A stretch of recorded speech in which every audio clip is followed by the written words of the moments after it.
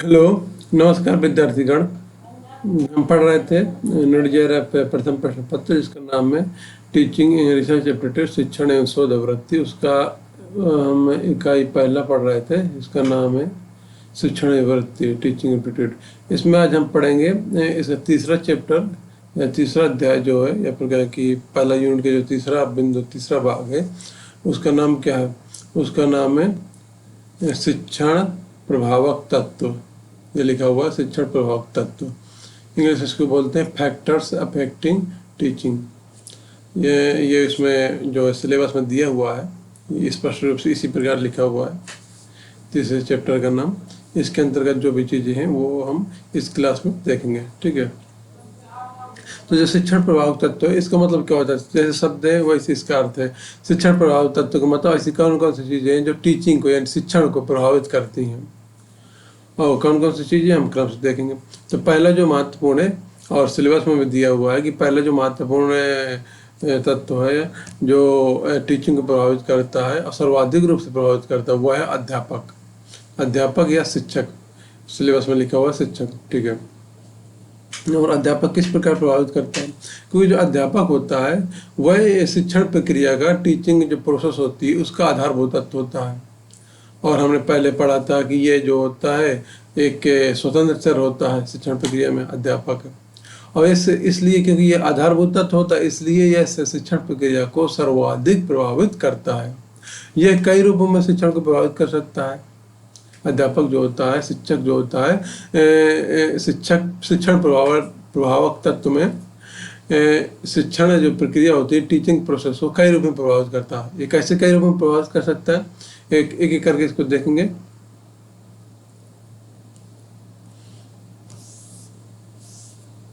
पहला तो है इसकी शैक्षिक योग्यता। पहले इसकी शैक्षिक योग्यता प्रभावित करेगी।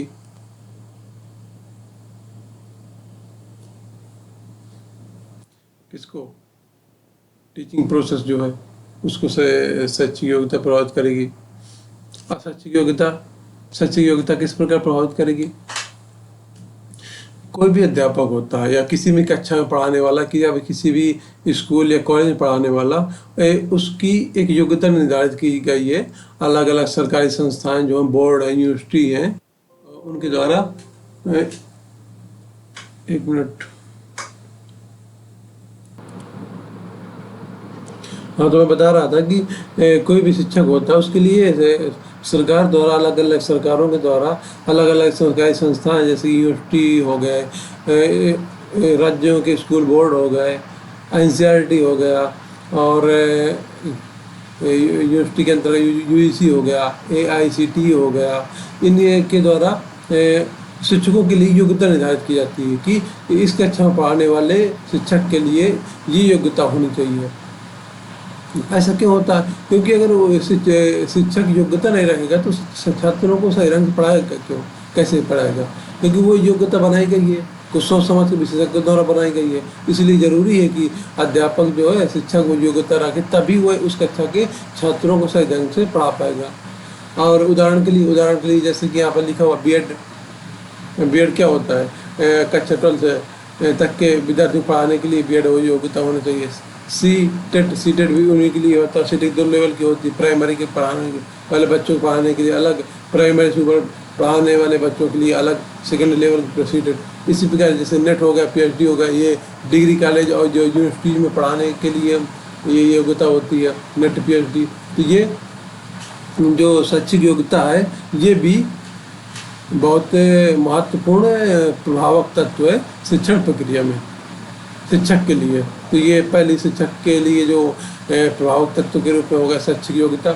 और उसके आगे है शिक्षण कौशल। केवल योग्यता बस से काम नहीं चलेगा, उसके अलावा शिक्षण कौशल भी होना चाहिए। शिक्षण कौशल किस प्रकार?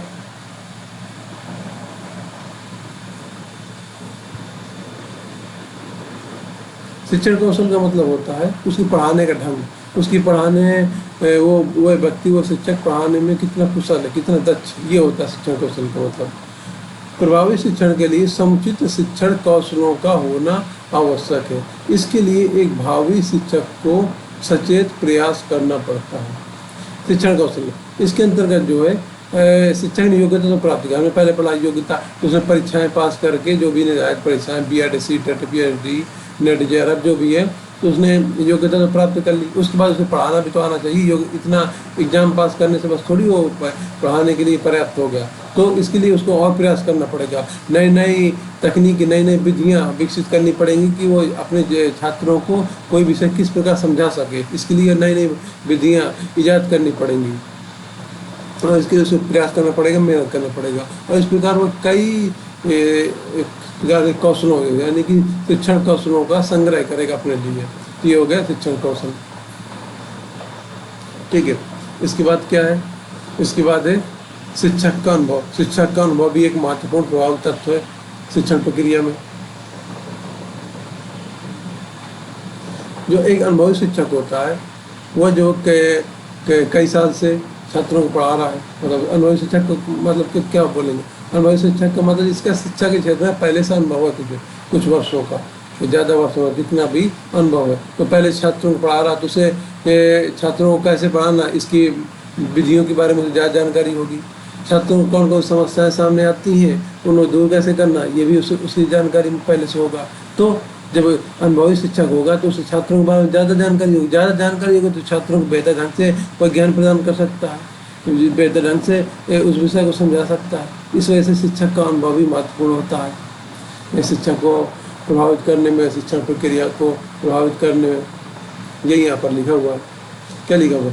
एक अनुभवी शिक्षक छात्रों को विषय बेहतर ढंग से समझाने की संभावना रखता है, क्योंकि एक अच्छा अनुभवी शिक्षक सदैव अपने ज्ञान को छात्रों के साथ साझा करता है, वह उनके सवालों को संतुष्ट करता है।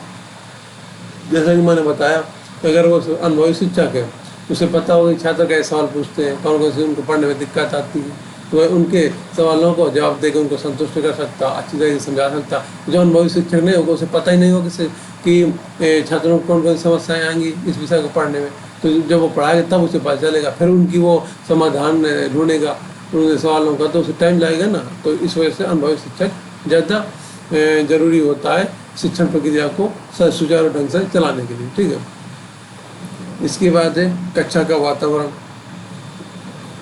ये भी एक महत्वपूर्ण प्रभाव तत्व है अध्यापक के लिए। एक शिक्षक को ही शिक्षण अधिगम प्रक्रिया श्रेष्ठतर बनाने के लिए कक्षा का वातावरण सुगम बनाने की पहल करनी पड़ती है। इसका अर्थ क्या है?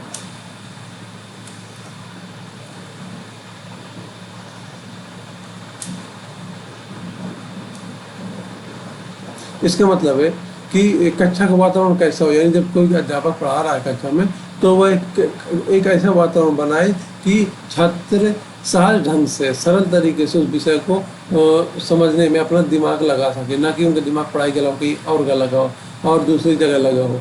तो ऐसा वातावरण कौन बनाएगा? जो अध्यापक पढ़ा रहा है उसी की जिम्मेदारी वही तो बनाएगा, क्योंकि वो उस समय वही वहाँ उपस्थित है, तो उसी को सब देखना, छात्रों को कौन कौन समस्याएं आ रही है, छात्रों का ध्यान जो विषय पढ़ा उसी पर रहा है, यहाँ वहाँ ना भटके, इसकी जिम्मेदारी वही उसी पर है। तो यहाँ पर के जो कक्षा का वातावरण है ये भी शिक्षक से संबंधित है। यहाँ पर हम क्या पढ़ रहे हैं? जो शिक्षण प्रभावक तत्व में हम शिक्षक के बारे में पढ़ रहे हैं। तो पहला तत्व है शिक्षक।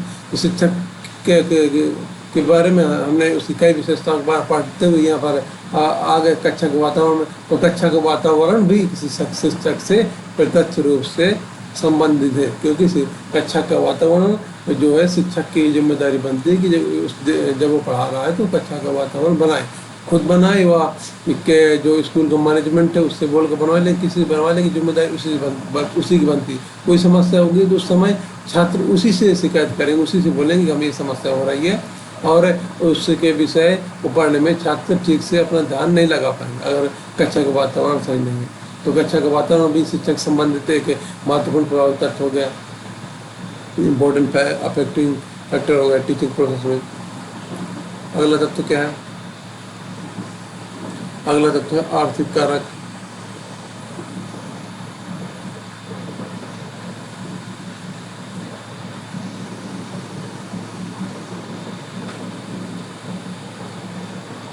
आर्थिक कारक, ये आर्थिक कारक कैसे, आर्थिक कारक जो ये कैसे प्रभावित करेगा शिक्षण प्रक्रिया को? एक शिक्षक के माध्यम से। प्रभावी शिक्षक के शिक्षण के लिए यानी अफेक्टिव टीचिंग हो, इसके लिए जरूरी है कि शिक्षक जो है स्वतंत्र रूप से सोचे। और शिक्षक का ध्यान यदि आर्थिक समस्याओं की लगा रहेगा तो क्या कर पाएगा, तो वह स्वतंत्र रूप से नहीं सोच पाएगा। प्रभावी शिक्षण के लिए जरूरी होता है कि जब शिक्षक पढ़ाए तो वह विषय को समझाते समय पूरा दिमाग उसी विषय पर हो, न कि यहाँ दूसरी समस्या पर हो। लेकिन अगर शिक्षक आर्थिक रूप से कोई समस्या से का सामना कर रहा है तो उसका पूरा ध्यान पढ़ाने पर नहीं लगेगा, उसे कुछ ध्यान उन आर्थिक समस्याओं पर चला जाएगा। इसलिए ज़रूरी है कि शिक्षक जो आर्थिक रूप से स्वतंत्र हो, यानी उसे अपने पैसे के मतलब आर्थिक के जो ज़रूरतें हैं उनकी चिंता ना हो। उसे कन्फर्म है कि महीने के अंत में इतने रुपए उसे सैलरी मिलेगी, बस और कोई टेंशन ना हो, और इतने रुपए से उसे सभी ज़रूरतें पूरी हो जाएंगी। ऐसा उसे बिल्कुल विश्वास होना चाहिए, तब वो अपना पूरा ध्यान पढ़ाई पर लगाएगा। इसलिए इसके लिए क्या जरूरी, इसके लिए जरूरी है कि शिक्षक आर्थिक रूप से स्वतंत्र हो, तभी वह गुणवत्तापूर्वक अपना विषय पढ़ा रहा है। अगर आर्थिक चिंता है, उसे पर्याप्त वेतन नहीं मिल रहा, उसको अगर सरल रूप में समझाएं आर्थिक कारक के रूप में, तो कोई दाव पढ़ा रहा, उसको उतना वेतन नहीं मिल रहा जितना उसे जरूरत है, तो क्या करेगा, उसका ध्यान आधा ध्यान उसी में लगा रहेगा कि खर्चे इतने हैं, इतनी ज़रूरत है पैसे की, वेतन कम मिलेगा, कैसे पूरा करूँगा, तो सही से कहाँ पाएगा। तो उसका जो शिक्षण प्रक्रिया है कक्षा की वो बाधित होगी, उसकी गुणवत्ता प्रभावित होगी। तो ये आर्थिक कारक कि प्रभावी शिक्षण के लिए जरूरी है कि शिक्षक जो है आर्थिक रूप से स्वतंत्र होना चाहिए। ठीक है। अगला कारक विशेषज्ञता। यहाँ विशेषज्ञता से मतलब है कि कोई भी अध्यापक जो जिसे पढ़ाने की जिम्मेदारी दी गई किसी कक्षा में, वो जिस विषय को पढ़ाने के लिए जिम्मेदारी दी गई वह उस विषय का विशेषज्ञ होना चाहिए, क्योंकि विशेषज्ञ होगा तभी वह विद्यार्थियों को उस विषय को अच्छे ढंग से पढ़ा सकता है या समझा सकता है। ठीक है। और शिक्षक के प्रभाव तत्व में हमने पहला तत्व क्या पढ़ा, पहला तत्व पढ़ लिया हमने शिक्षक यानी कि अध्यापक यानी कि टीचर। दूसरा तत्व क्या है, दूसरा तत्व यानी कि इसे 12 नंबर के रूप में लिखा गया है। दूसरा तत्व है शिक्षण सहायक सामग्री। इस इंग्लिश में क्या बोलते हैं, शिक्षण सहायक सामग्री को इंग्लिश में बोलते हैं टीचिंग एड्स, ये लिखा हुआ टीचिंग एड्स। तो ये दूसरा शिक्षण प्रभाव तत्व है, शिक्षण प्रभाव तत्व है, इंग्लिश में टीचिंग फैक्टर्स अफेक्टिंग टीचिंग। दूसरा शिक्षण प्रभाव तत्व है शिक्षण सहायक सामग्री। इसमें कई अलग अलग प्रकार की शिक्षण सहायक सामग्री होती है, लेकिन इन सभी प्रकार की शिक्षण सहायक सामग्रियों का उद्देश्य क्या होता है, इनका उद्देश्य होता है कि विषय को आकर्षित तरीके से छात्रों तक पाठ्य वस्तु पहुँचाना। पाठ्य वस्तु का मतलब विषय जो पढ़ा रहे हैं, पढ़ाया जा रहा है, जो भी स्टडी रिलेटेड चीज़ें हैं छात्रों तक आकर्षित ढंग से पहुँचाना, ये उद्देश्य होता है किनका, शिक्षण सहायक सामग्रियों का। इसलिए शिक्षण सहायक सामग्री भी महत्वपूर्ण रूप से शिक्षण प्रक्रिया को प्रभावित करती है। ठीक है।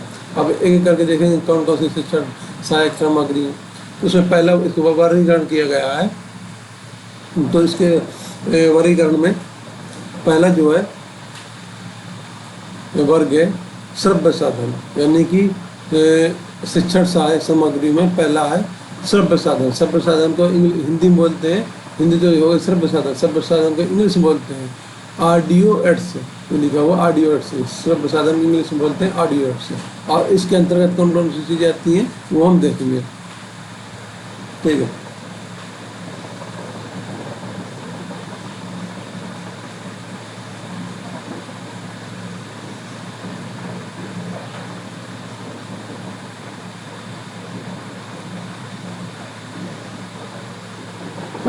पहला शब्द साधन क्या है, पहला शब्द साधन है रेडियो। रेडियो क्या सबको आप सभी लोगों को पता होगा। कुल मिलाकर में याद क्या करना है, ये जो है शिक्षण सहायक सामग्री, इसमें आपको क्या याद करना है, इसमें बस यही याद करना है कि श्रव्य साधन में क्या है। उसके बाद हम पढ़ेंगे दृश्य साधन में कौन कौन सी चीज़ें आती है। उसके बाद हम पढ़ेंगे दोनों का मिश्रित रूप श्रव्य दृश्य साधन, उसके अंतर्गत कौन कौन सी चीज़ें आती है। बस किस वर्ग के अंदर कौन कौन सी चीज़ें आती हैं केवल यही याद कर लेना, बाकी समझ लेना है। और आपको पहले से चीज़ें पता होंगी क्योंकि इसमें कुछ नया नहीं है, सब पहले से जानते हैं वही चीज़ें हैं। तो पहला रेडियो की शुरुआत कब हुई थी, रेडियो की शुरुआत होती है 1936 में। और रेडियो का जो कार्यक्रम आते, रेडियो तो हो गई मशीन, आप सभी लोगों ने देखा होगा। रेडियो होगा मशीन, और इसमें जो कार्यक्रम आता था, तो शुरुआत में कार्यक्रम आता था, उसको नाम था आकाशवाणी। आकाशवाणी में समाचार सुनाए जाते थे। इसके बाद 1937 में इसका नाम परिवर्तन हो गया। 1937 में इसका आकाशवाणी से नाम परिवर्तन हो गया ऑल इंडिया रेडियो, यानी जो रेडियो के माध्यम से जो समाचार प्रकाशित करने वाली संस्था थी, उसका नाम हो गया ऑल इंडिया रेडियो। और 1937 से ही, यानी 1936 में तो रेडियो में कार्यक्रम की शुरुआत हुई, रेडियो की शुरुआत हुई, और 1937 से इस रेडियो में क्या कहते हैं, छात्रों के लिए उपयोगी कार्यक्रम भी आने लगे, यानी कि स्कूल प्रसारण की शुरुआत हुई। यानी कि शैक्षिक जो सामग्रियाँ हैं, जिनका ऐसी समाचार, ऐसी चीज़ें, या फिर ऐसे उसमें क्या कहते हैं कार्यक्रम आते थे रेडियो में 1900। अभी आज तो बहुत आते हैं, हालांकि आज रेडियो सुनता ही कौन है, अब तो बहुत धीरे धीरे उनकी संख्या बढ़ गई, उनकी मात्रा बढ़ गई। लेकिन 1937 शुरुआत हुई थी, रेडियो में शिक्षण सामग्रियाँ थी वो प्रसारित की जाती थी, यानी कि जो स्कूलों के लिए, स्कूल के बच्चों के लिए और अध्यापकों के लिए जो पढ़ाई संबंधित चीज़ें हैं, वो उससे संबंधित कार्यक्रम प्रसारित किए जाने लगे। कब से इनकी शुरुआत हुई? रेडियो के माध्यम से 1937 में, ये लिखा हुआ। और दूसरा श्रव्य साधन टेप रिकॉर्डर। टेप रिकॉर्डर आप सभी को पता होगा, पुरानी कैसेट, DVD और CD के जो भी पहले आती थी कैसेट, उसे बोलते थे टेप रिकॉर्डर। इसमें क्या होता था, अगर आप लोग याद करें तो आज से 20-25 साल पहले जब शादियों में डीजे बजता था, तो आज तो डीजे किससे बजता है, मोबाइल से बजाते हैं, फिर पेन ड्राइव से बजाते हैं, या फिर मेमोरी कार्ड लगा के बजाते हैं। उस समय ये कुछ नहीं था, न मोबाइल था, न ये उपलब्ध नहीं था उनके पास। तो कैसेट आती थी, वो वाली कैसेट, जिसके अंदर मतलब ऐसे चक्र की तरह के लगा रहता था, और उनमें वो एक फिल्म रहती थी कि इसकी पन्नी की, पॉलीथीन प्लास्टिक की एक पतली फिल्म रहती थी, वो गोल गोल करके उसमें अंदर फंसी रहती थी, और जब वो घूमता था तो चक्र घूमता था, उसके अंदर वाला चक्र के साथ वह फिल्में घूमती थी और गाना बजता था। टेप रिकॉर्डर में केवल आवाज़ ही आती, क्योंकि श्रव्य साधन है, उसमें गाना ही बजता था, बस दिखाई देने वाली जैसी चीज़ उसमें नहीं थी। तो ये होगा, तो ये क्या हुआ, तो उसे बोलते टेप, जो कैसेट होती थी, जिसको हम कैसेट बोलते थे, गाने वाली कैसेट है, तो वो हो गया टेप। और ये टेप रिकॉर्डर में यानी मशीन, यहाँ पर हम साधन पढ़ रहे हैं ना, यानी मशीनों के बारे में। जैसे कि रेडियो भी एक मशीन है, टेप रिकॉर्डर भी एक मशीन हो गया। तो टेप रिकॉर्डर भी एक क्या है, एक श्रव्य साधन है। इसका उपयोग क्या है? इसका उपयोग है निदानात्मक उपचारात्मक शिक्षण में उपयोग सिद्ध हुआ है। यानी कि टेप रिकॉर्डर जो है निदानात्मक, यानी छात्रों की शिक्षण की समस्याएं हैं उनका पता लगाने में, उपचारात्मक यानी कि उनका समाधान करने में, इन चीज़ों में जो है टेप रिकॉर्डर उपयोगी सिद्ध हुआ है। हालांकि आज के समय में जितने भी श्रव्य साधन हैं जो हम यहाँ पढ़ रहे हैं, कोई किसी का भी उपयोग आज नहीं होता। आज उपयोग की क्या होता है? आज उपयोग होता है श्रव्य साधन का, ऑडियो विजुअल एड्स का। आगे हम पढ़ेंगे इसके बारे में। अगला श्रव्य साधन क्या है? और अगला श्रव्य साधन है ग्रामोफोन व लिंगोफोन। ग्रामोफोन व लिंगोफोन क्या है? ये रेडियो की बात ही होता है, यानी ये मशीन भी रेडियो की बात ही होती है, और इसका उपयोग होता है अशुद्ध उच्चारणों को शुद्ध करने में, इसका उपयोग होता था। बाकी आज तो होता ही नहीं है। ये हो गया। इसके बाद आता है विजुअल एड्स, यानी कि दृश्य साधन।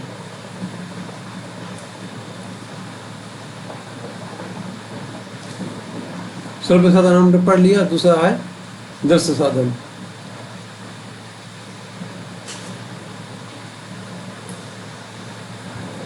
दृश्य साधन में कौन कौन सी चीजें आती है वो हम देखेंगे।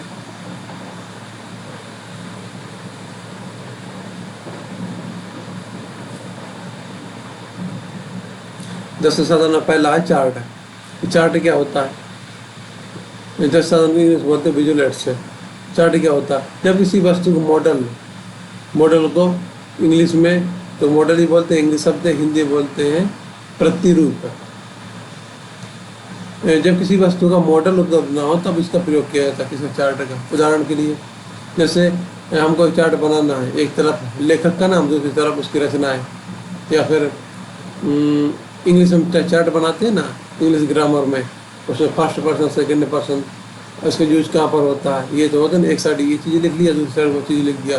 तो इनको हम क्या मतलब प्रतिरूप यानी आकृति दे के सामने रख सकते क्या? नहीं ना, आकार बना के सामने रख नहीं सकते, तो इसको भी प्रस्तुत करने के माध्यम क्या चार्ट ही है। चार्ट के माध्यम से ब्लैक बोर्ड में, कापी में, किताब में बना सकते हैं। तो चार्ट का उपयोग यही है। और ये इसको हम आँख से देख सकते हैं, सुनते तो है ना, आँख से देखते हैं, तो इसीलिए ये हो गया दृश्य साधन के अंदर का ये चार्ट हो गया।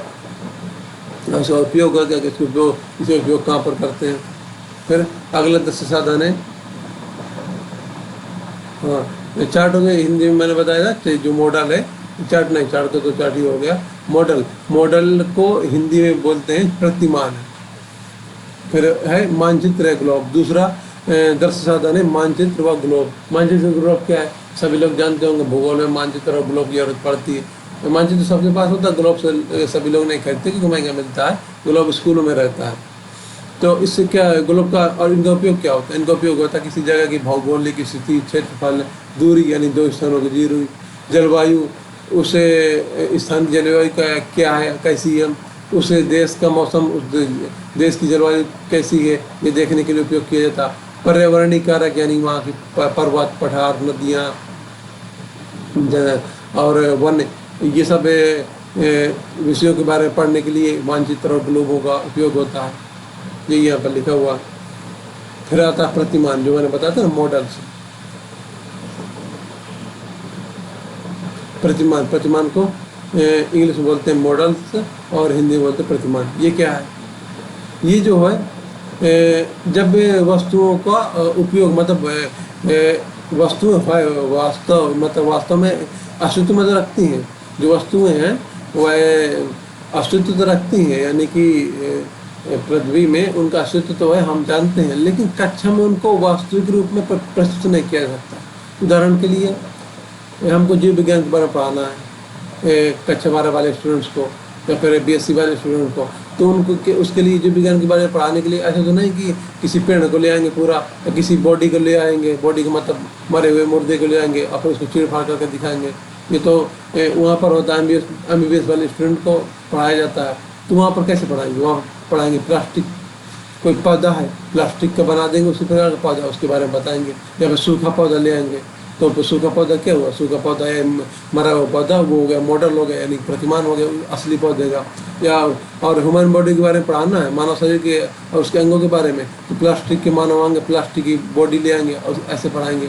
तो ये जो होता है, किसी मतलब जो चीज़ जो कि वास्तव में वहाँ पर प्रस्तुत नहीं की जा सकती, उसको उसी रूप में दिखने वाले किसी दूसरी चीज़ के माध्यम से पढ़ाया है, यानी कि उसी रूप में दिख रही है लेकिन वो वास्तविक नहीं है, वो बनावटी है, लेकिन है वही, देखने में उसी जैसी है। ऐसे किसी विषय को पढ़ाया जाता है तो उसे बोलते हैं मॉडल या प्रतिमान। और इसमें ये दिखाकर पढ़ाया जाता है, तो ये क्या हो गया, एक दृश्य साधन हो गया।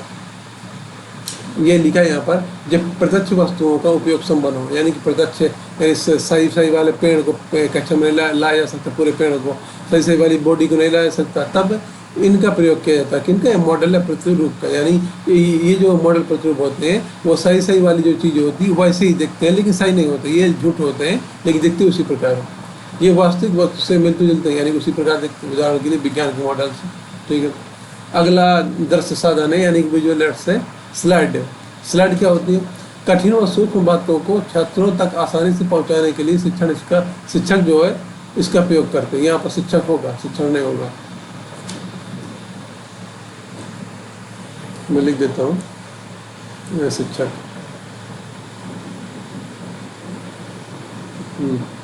शिक्षक है, शिक्षण नहीं।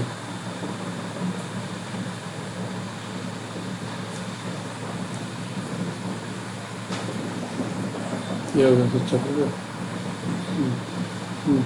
जो कठिन और सूक्ष्म बात है, मतलब स्लाइड्स क्या होती है, स्लाइड जो होती है कंप्यूटर के माध्यम से क्या कहते हैं दिखाया जाता है कक्षा में, आपने देखा होगा प्रोजेक्टर के माध्यम से। लेकिन प्रोजेक्टर के माध्यम से तो कई चीज़ें दिखाई जा सकती है ना।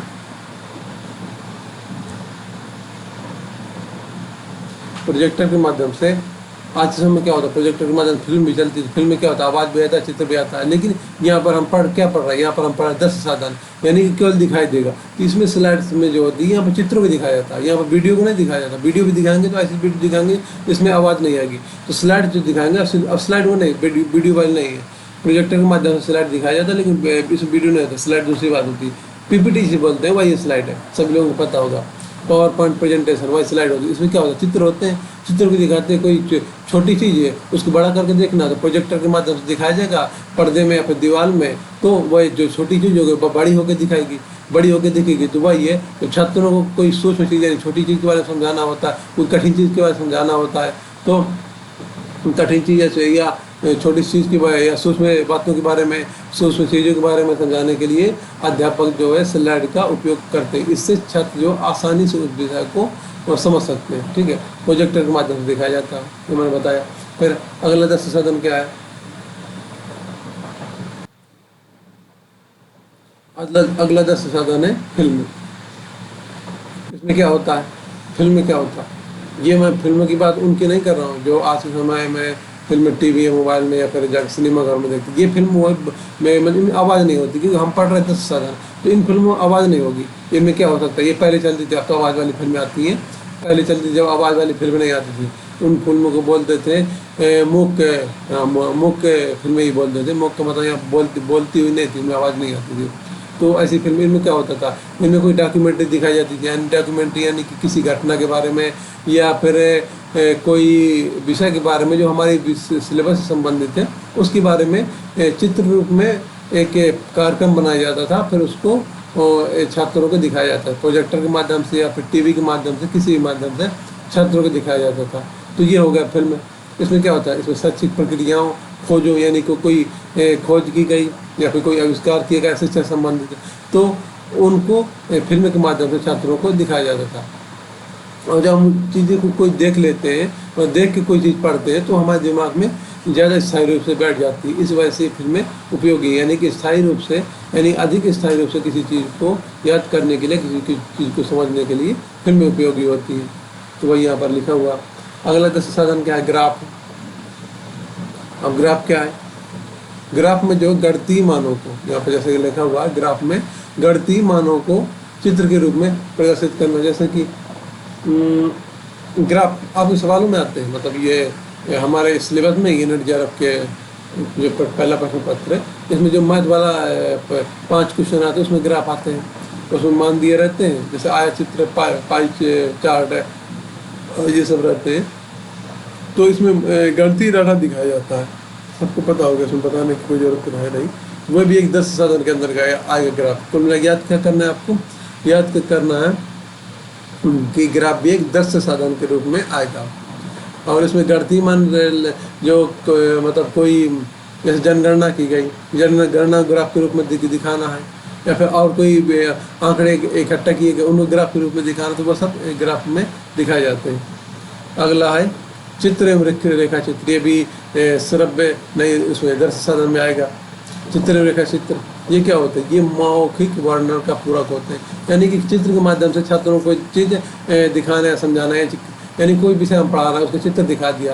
जैसे कि जापान के प्रधानमंत्री या ऑस्ट्रेलिया के प्रधानमंत्री भारत आए, या भारत के प्रधानमंत्री के किसी देश में गए, अमेरिका गए, ऑस्ट्रेलिया गए, अब छात्रों को पढ़ा रहा अध्यापक इसके बारे में, लेकिन ऑस्ट्रेलिया कहाँ है, कैसा दिखता है, पता नहीं है, उसको उसके ग्लोब के माध्यम से, मानचित्र के माध्यम से बारे में बता दिया ऑस्ट्रेलिया के बारे में। ऑस्ट्रेलिया के प्रधानमंत्री कैसे दिखते उनका फ़ोटो दिखा दिया अखबार में, किसी चीज़ में, या फिर किसी भी माध्यम से उनका फ़ोटो दिखा दिया।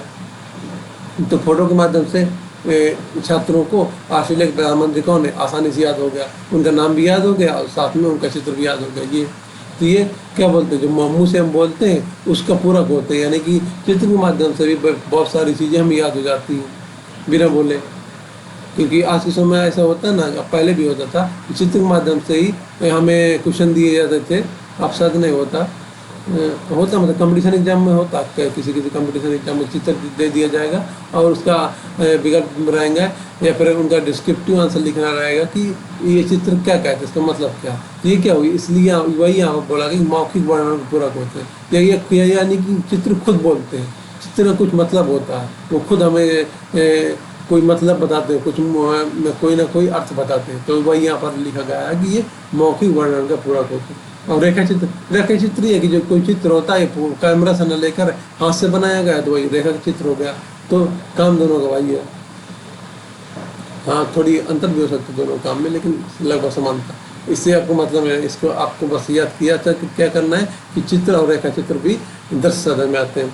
दृश्य साधन में फिर और कौन कौन सा पत्र है, पत्र पढ़ते हैं, हम पढ़ते हैं ना तो देख के ही तो पढ़ते हैं। तो पत्र में क्या रहता है कि इसमें रहते हैं समसामयिक जानकारी, यानी कि करंट अफेयर्स की जानकारी रहती है पत्रिकाओं में, और हमारे विषय संबंधित भी जानकारी हो सकती है। क्योंकि जैसे किसी का हिंदी विषय है, किसी का राजनीति विषय है, राजनीति शास्त्र, तो उससे संबंधित जानकारी रह सकती है वर्तमान की, यानी कि अपडेटेड रहने के लिए हम पत्रिकाओं से सहारा ले सकते हैं कि आज के समय में हिंदी साहित्य में क्या चल रहा है, आज के समय में राजनीति, विश्व राजनीति में क्या चल रहा है। तो पत्रिकाएं भी हमारे विषय संबंधित एक दृश्य सामग्री के रूप में या फिर दृश्य सहायक सामग्री के रूप में हो गई।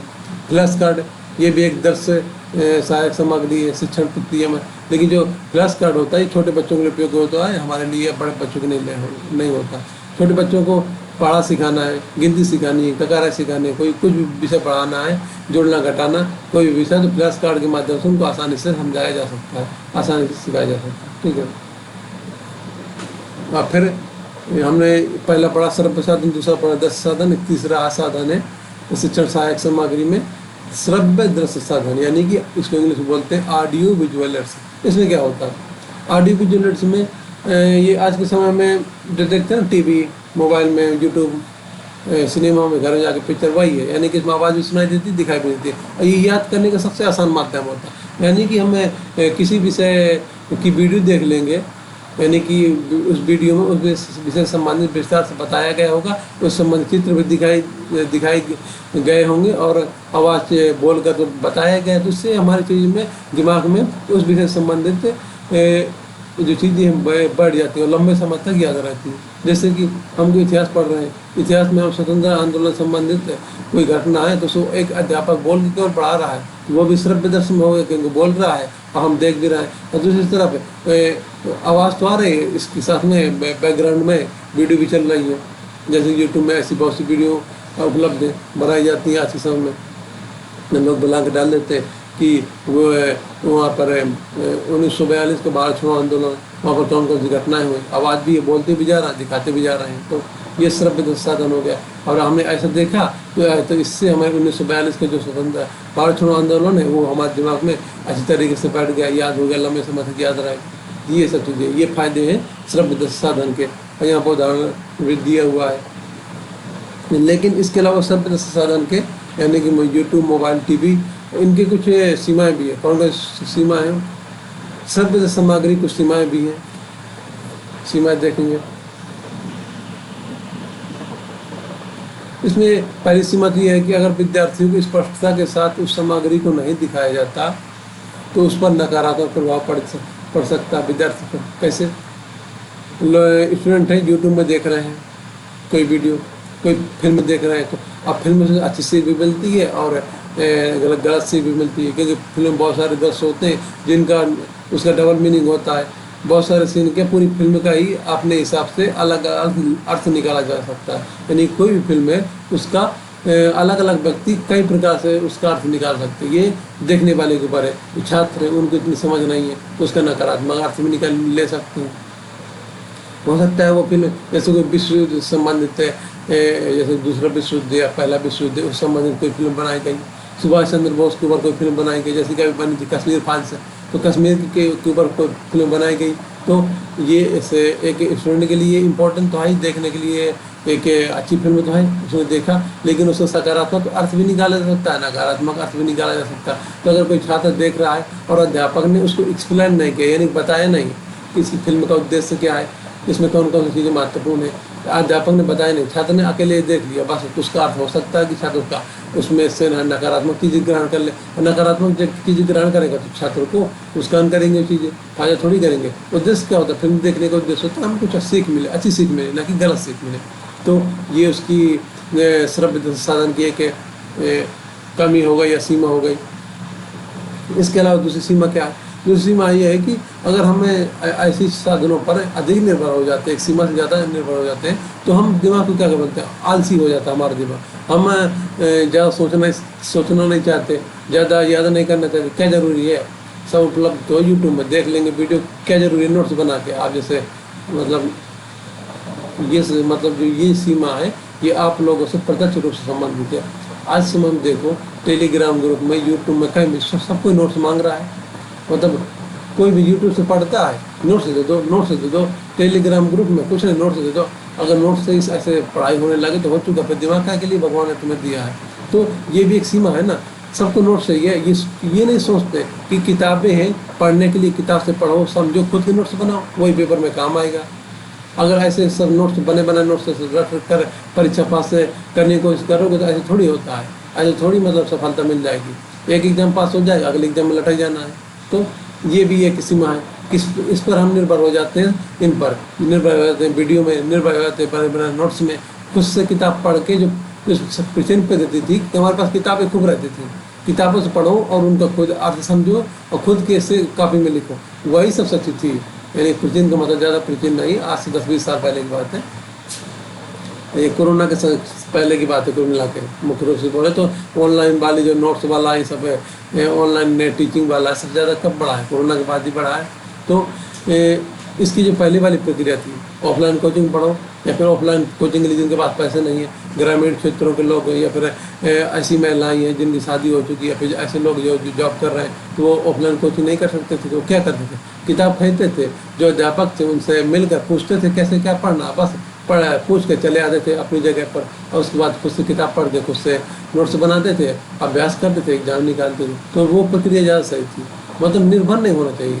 यूट्यूब पे चैनल है, उससे सहायता लो, क्लास देखो, ठीक है, लेकिन निर्भर मत हो, किताब से भी पढ़ो, उससे भी देखो, किताब से भी पढ़ो, फिर नोट्स बनाओ, प्रैक्टिस करो। ऐसे पढ़ने का तरीका सही होता है। ये भी एक लिमिटेशंस हो गई कि हम ज़्यादा निर्भर हो गए, किताब नहीं पढ़ना चाहते, नोट्स भी नहीं बनाना चाहते, तो इससे हमारे क्या होगा, दिमाग हमारा पंचर हो जाएगा, दिमाग हमारा आलसी हो जाएगा, उसकी सोचने समझने की क्षमता घट जाएगी, जो कि एक स्टूडेंट के लिए बहुत ही बेकार चीज़ है। कि स्टूडेंट का दिमाग विकसित होना चाहिए, ना कि नीचे जाना चाहिए। तो ये भी एक क्या हो गया, एक सीमा हो गई। तो ठीक है, आज की क्लास में यहीं तक सभ्य दर्शन सामग्रियों या सभ्य दर्शन साधन की जो सीमाएँ हैं वहाँ तक हम पढ़ेंगे। बाकी इसके आगे जो भी इस चैप्टर से संबंधित चीज़ें कल पूरी करेंगे, यानी कल अगली क्लास में इस चैप्टर को हम पूरा कर लेंगे। ठीक है, धन्यवाद क्लास देखने के लिए।